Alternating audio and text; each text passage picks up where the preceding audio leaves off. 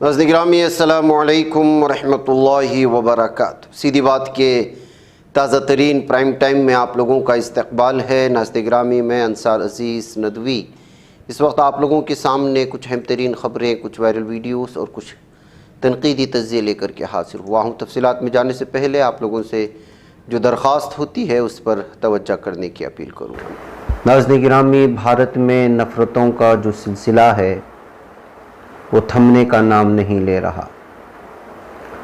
इस वक्त एक एक बदलती हुई तस्वीरें और वीडियोस देखकर के आप खुद अंदाज़ा लगा सकते हैं कि नफ़रत को परोसने के लिए किस तरह की चीज़ों का इस्तेमाल हो रहा है, मुसलमानों के ख़िलाफ़ माहौल बनाने के लिए, और किस कदर नफ़रत घर कर चुकी है। पहले मवेशियों के नाम पर कुछ बहाने बना करके मुस्लिम नौजवानों पर हमले होते थे।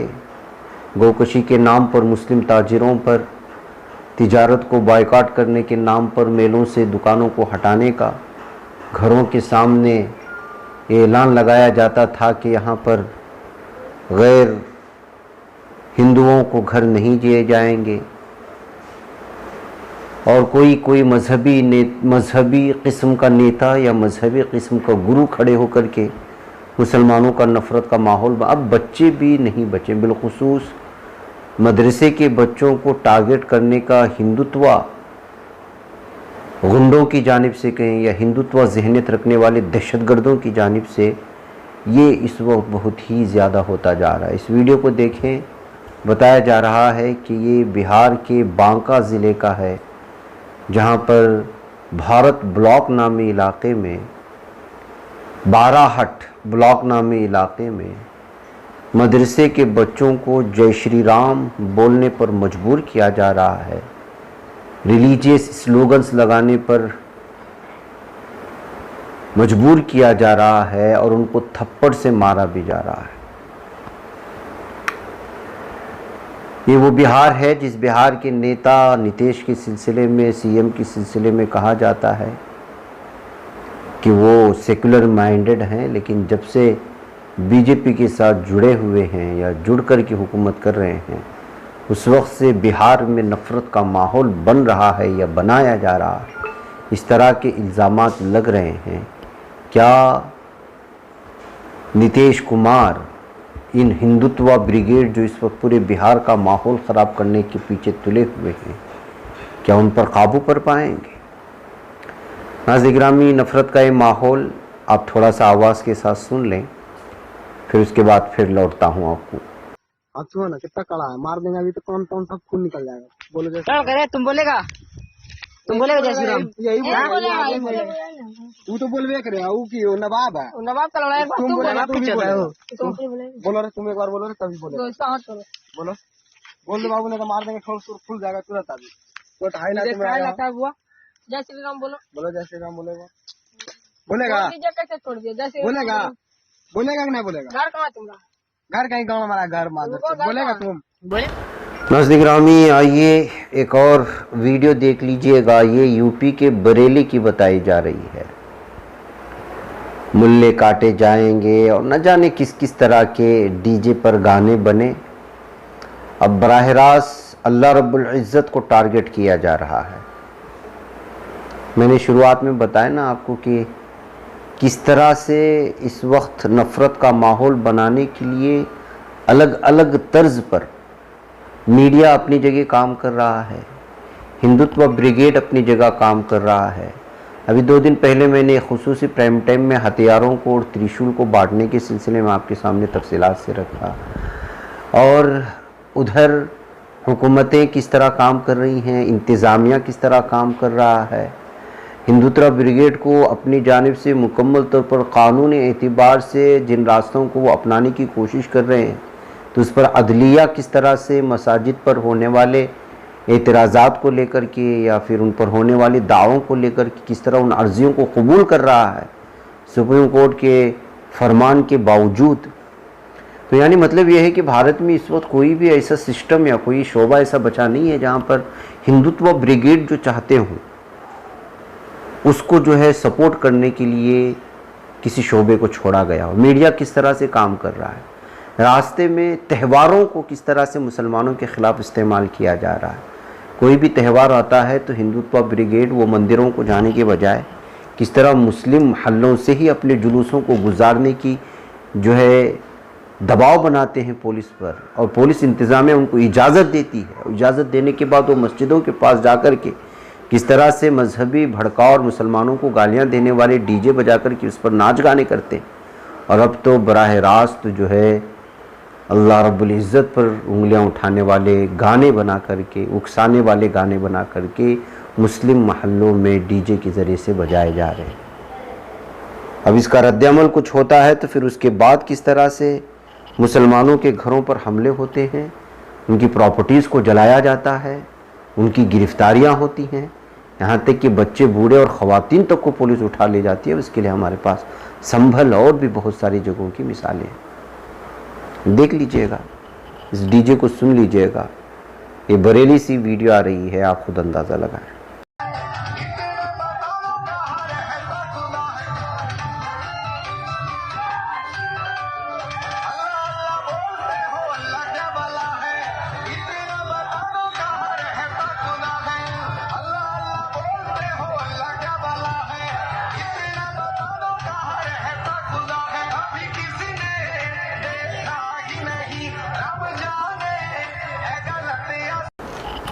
आइए अब मैं आपको छत्तीसगढ़ के अंबिकापुर कस्बे ले चलता हूँ। इंसाफ तो सब लोगों को होना चाहिए। यहाँ जंगल की ज़मीन पर कब्ज़ा बता करके सिर्फ़ और सिर्फ मुसलमानों के 60 घरों को मिस्मार किया गया। बाकी वहाँ पर दीगर मज़ाहिब से ताल्लुक़ रखने वाले सैकड़ों घर मौजूद हैं, लेकिन किसी को छुआ तक नहीं गया। इस सिलसिले में आप क्या करेंगे? मुल्क भर में मुसलमानों के ख़िलाफ़ मुतासिबाना कार्रवाई का ये सिलसिला जो जारी है, ये कहाँ जाकर रुकेगा पता नहीं चल रहा। इनक़िलाब ने इस खबर को तफसीलन शाये किया है। उसकी रिपोर्ट के मुताबिक जंगल की ज़मीन पर बसने का हवाला देते हुए महज मुसलमानों के घरों पर बुलडोज़र चला। मकामी लोगों ने इंतज़ामिया पर सिर्फ मुसलमानों के घरों को ही चुन चुन कर निशाना बनाने का इल्ज़ाम लगाया, जबकि दीगर मज़ाहिब के ख़ानदानों के घरों को छुआ तक नहीं गया। सरकारी हुकाम ने जंगलात अराज़ी पर नाजायज़ तजावुज़ात तो करार दिया, लेकिन सिर्फ ख़ास मज़हब से ताल्लुक़ रखने वालों को ही निशाना बनाने के मामले में खामोश रहे और उन्होंने इस तरह के इल्ज़ामात की तरदीद की। मकामी शख्स ग़ुलाम मुस्तफ़ा ने मकतूब मीडिया से बात करते हुए बताया कि इलाक़े में तकरीबन 200 मकानात हैं, लेकिन सिर्फ मुसलमानों के घरों को ही चुन चुन कर निशाना बनाया गया। इंतज़ामिया की जानिब से जुमा की शाम 60 घरों को नोटिस भेजा गया, जिसके बाद हमने हाईकोर्ट का रुख किया, लेकिन हमें फिर तक भी स्टे नहीं मिल सका। वज़ीर जंगलात केदार कश्यप ने 3 रोज़ कबल इलाक़े का दौरा किया था, जिसके बाद बुलडोज़र कार्रवाई की गई। 2018 में भी इलाक़े के रिहायशियों को रोहिंग्या बताकर उनके ख़िलाफ़ मुहिम चलाई गई थी। मकामी लोगों ने बताया कि इलाक़े में दलितों और दीगर मज़ाहिब से ताल्लुक़ रखने वाले अफराद की खासी तादाद आबाद है, लेकिन सिर्फ मुसलमानों को निशाना बनाया जा रहा है। मकामी मुस्लिम तंजीम रज़ा यूनिटी फाउंडेशन ने सरगोजा कलेक्टर को एक मेमोरेंडम पेश किया, इसमें बच्चों, बूढ़ों और ख़वातीन समेत बेघर लोगों के लिए पनाह, खुराक, पानी और अद्वियात के आर्जी इंतजाम का मुतालबा किया गया। मकामी मुस्लिम लीडर तस्लीम ने सवाल किया कि बुलडोज़र कार्रवाई में मकानात को ख़ास तरतीब से क्यों नहीं गिराया गया। इंतज़ामिया ने सिर्फ इलाके के वस्त में मिसमारी मुहिम क्यों शुरू की। वाज़ेह है कि एक पोस्ट में इस मामले पर तबसरा करते हुए रियासती वज़ीर O.P. चौधरी ने दावा किया कि इलाके में रहने वाले लोग बंगला ज़बान बोलते हैं। उन्होंने साबिक़ा वज़ीर आला भूपेश बघेल पर भी खुशामदी सियासत करने का इल्ज़ाम लगाया। तो नाज़रीन गिरामी, किस तरह से अब बंगला ज़बान या बंगाली कहते हुए भारत या मुसलमानों पर जुल्म के पहाड़ तोड़े जा रहे हैं, उसकी भी ये ताज़ा मिसाल है। लोग टूट जाते हैं एक घर बनाने में, तुम तरस नहीं खाते बस्तियां जलाने में। बशीर बद्र की लिखी ये पंक्तियां आज बुलडोजर की कार्रवाई। नाज़रीन गिरामी, महाकुंभ महाकुंभ महाकुंभ के रट लगे हुए हैं, लेकिन महाकुंभ से आने वाली एक वीडियो ने इस वक्त हंगामा मचाए हुए कि आखिरकार महाकुंभ में धार्मिक इबादतें हो रही हैं या फिर यहाँ पर गुंडागर्दी चल रही। एक वीडियो आ रही है जिसमें एक शख्स, एक वकील पर यहाँ डुबकी लगाने आने वाला एक अकीदतमंद कहें या जिसको जो भी आप नाम देवें, वो जो है बुरी तरह से उस पर हमला करके मारने की कोशिश कर रहा है। अब इस शख्स की क्या गलती थी पता नहीं है, लेकिन इस तरह से अटैक करने के बाद उसकी वीडियो बना करके वायरल किए जाने की बात सामने आने के बाद महाकुंभ में आखिर क्या चल रहा है, इस बात को लेकर के सोशल मीडिया में अलग अलग तबसरे करने की कोशिशें हो रही हैं। नाज़रीन गिरामी, उधर हैदराबाद से एक दिल दहला देने वाला वाक़या पेश आया है। एक शख्स ने पहले तो अपनी बीवी को कत्ल करके उसके टुकड़े टुकड़े कर दिए और फिर उसके जिस्म के अज़ा को प्रेशर कुकर में पकाया और मीरपेट पुलिस स्टेशन हुदूद में मुख्तलिफ मकामात पर लाश के पके हुए टुकड़ों को फेंक दिया। मीडिया रिपोर्ट्स के मुताबिक वाक़या 16 जनवरी को पेश आया था, ताहम 18 जनवरी को उस वक्त मंजर आम पर आया जब मीरपेट डुंडूपल्ली गांव के रहने वाले गुरुमूर्ति ने ससुराली रिश्तेदारों के साथ मिलकर पुलिस स्टेशन में शिकायत दर्ज कराई कि उसकी बीवी वेंकटा माधवी 2 दिन से लापता है। पुलिस ने शक की बुनियाद पर शोहर गुरुमूर्ति से सही अंदाज में पूछताछ की तो उसने अपना जुर्म कबूल किया। उसने बताया कि बीवी को कत्ल करके उसकी लाश के टुकड़े टुकड़े किए और जिस्म के मुख्तलिफ अज़ा को कुकर में पकाया, फिर उन्हें मुख्तलिफ मकामात पर फेंक दिया ताकि कत्ल का पता न चल सके। तफसीलात के मुताबिक गुरुमूर्ति ने फ़ौज से रज़ाकाना तौर पर रिटायरमेंट ली है और वो फ़िलहाल किंचनबाग DRDO में आउटसोर्सिंग बुनियाद पर सिक्योरिटी गार्ड का काम कर रहा है। उसकी शादी 13 साल कबल वेंकटा माधवी से हुई थी और इस जोड़े के 2 बच्चे भी हैं। इस पूरे मामले में कहीं भी किसी मुसलमान का ताल्लुक़ नहीं तो फिर गोदी मीडिया अपनी पुरानी आदत के मुताबिक इस्लाम के ख़िलाफ़ नफरत अंगेज़ी करने में मसरूफ़ दिखाई देता। दिलचस्प बात यह है कि इतना खौफनाक इंसानी सोच वाक़े पर गोदी मीडिया मगरमच्छ के आंसू नहीं बहा रहा है और ना ही इस दरिंदा सिफत शख्स के मज़हब पर उंगली उठाया जा रहा है। नाज़रीन में किस कदर भयानक ये हादिसा है, आप अंदाज़ा लगा सकते हैं कि कत्ल करने के बाद उसके टुकड़ों को काट करके फ्रिज में रख करके फिर उसके बाद पका कर उसको बाहर फेंक दें। इस कदर भयानक मामला पेश आने के बावजूद मीडिया को सांप सूंघ गया है। नाज़रीन गिरामी, आइए अब बात करते हैं चोरी की। कुछ चोरी के ऐसी भी वारदात पेश आती हैं कि तारीख़ भी दंग रह जाती है। तेलंगाना के हैदराबाद में चोरों ने तो हद ही कर दी। जी हाँ, अब चोरों ने सोना, नकदी, मोटरसाइकिल, कार या कोई कीमती सामान चोरी नहीं किया, बल्कि उन्होंने रोड रूलर पर भी अपना हाथ साफ करके पुलिस को हैरतज़दा कर दिया है। मीडिया रिपोर्ट्स के मुताबिक हैरत अंगेज़ चोरी का ये वाक़या JD मेटल्ला पुलिस हुदूद में पेश आया। तफसीलात के मुताबिक गुलबर्गा के अफरोज़ और मुस्तफ़ा ने आसानी से पैसा कमाने की नीयत से चोरी करना शुरू किया। गुज़श्ता पीर की रात बालानगर के सुनसान इलाके में खड़े रोड रूलर पर देखा और उसे चोरी करने का मंसूबा बनाया। उन्होंने 2 बड़ी क्रेनें लाईं और उनकी मदद से रोड रूलर को DCM में लाद कर महाराष्ट्र की तरफ ले जाने लगे। जब मालिक को रोड रूलर की चोरी का पता चला तो उसने पुलिस में शिकायत दर्ज कराई। पुलिस ने बड़े पैमाने पर तलाशी शुरू की और 64 CCTV कैमरों की जांच की गई। पुलिस ने तलाशी की कार्रवाई के दौरान रोड रूलर को जब्त कर लिया। चोरी के इस मामले में अफरोज़, मोहम्मद इब्राहिम, शेख अनवर और बालाराम सत्यानारायणा को गिरफ्तार कर लिया, जबकि सईद मुस्तफ़ा फरार बताया जा रहा है। पुलिस की तफ्तीश से पता चला है कि मुलजिम ने चोरी शुदा रोड रोलर को महाराष्ट्र में एक स्क्रैप शॉप पर फरोख्त करने का मंसूबा बनाया था, लेकिन उससे पहले ही धर लिए गए हैं। तो नाज़रीन में आप अंदाज़ा लगा सकते हैं, क्रेन ला करके रोड रोलर को चोरी करके एक रियासत से दूसरी रियासत तक को उसको ट्रांसपोर्ट करने के बाद उसको बेचने का पूरा मंसूबा बनाया गया था। इस तस्वीर से भी इसका आप अंदाज़ा लगा सकते हैं। तो ये सूरत हाल है नाज़रीन गिरामी, और ये चोरी का एक उम्दा तरीक़ा बताएं या फिर इतनी बड़ी चीज़ को चुराने के लिए जो आइडिया का इस्तेमाल किया गया उसको लेकर के इस वक्त तबसरे चल रहे हैं सोशल मीडिया में।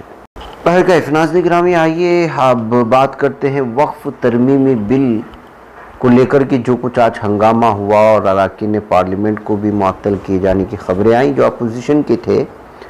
दरअसल वक्फ तरमीमी बिल पर कायमशुदा पार्लियामेंट की मुश्तरका कमेटी JPC के इजलास के दौरान TMC के रुकन कल्याण बनर्जी और BJP के MP निशिकांत दुबे के दरमियान लफ्जी जंग शुरू हो गई, जिसके बाद कमेटी के 10 अपोजिशन अरकान को एक दिन के लिए मुअत्तल कर दिया गया। रिपोर्ट के मुताबिक इजलास में हंगामा उस वक्त हुआ जब कल्याण बनर्जी ने इजलास को इतनी जल्दी बुलाने पर सवाल उठाया, जिस पर निशिकांत दुबे ने सख्त एतराज़ किया और दोनों रहनुमाओं के दरमियान शदीद तकरार शुरू हो गए।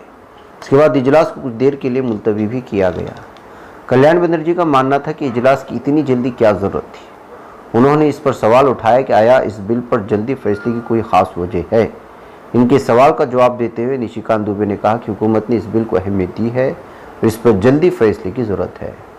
दोनों के दरमियान ये बातचीत इतनी बढ़ गई कि दोनों के दरमियान लफ्ज़ों का तबादला शदीद हो गया। उसकी वजह से इजलास को आर्जी तौर पर रोकना भी पड़ा। जैसी तनाज़ा बढ़ा, कमेटी ने अपोजिशन के 10 अरकान को मुअत्तल किया जिन्होंने इस बहस में मुदाखलत की थी। इन अरकान को मुअत्तली ने इजलास की फ़िज़ा को मज़ीद मुतनाज़ा बना दिया और इजलास को 27 जनवरी तक मुलतवी करने का फ़ैसला किया गया है।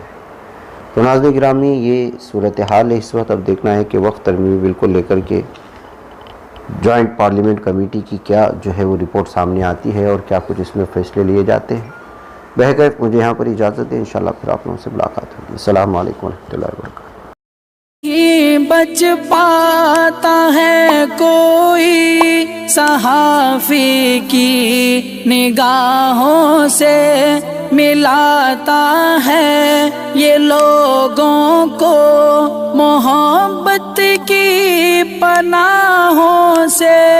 करम और दर्द मंदी का है एक संसार, सीधी बात। अज़ीमत जुर्अतो हिम्मत का है इज़हार, सीधी बात। अज़ीमत जुर्अतो हिम्मत का है इज़हार, सीधी बात। ये चैनल हक निगर बनकर कुचल देता है फितनों को।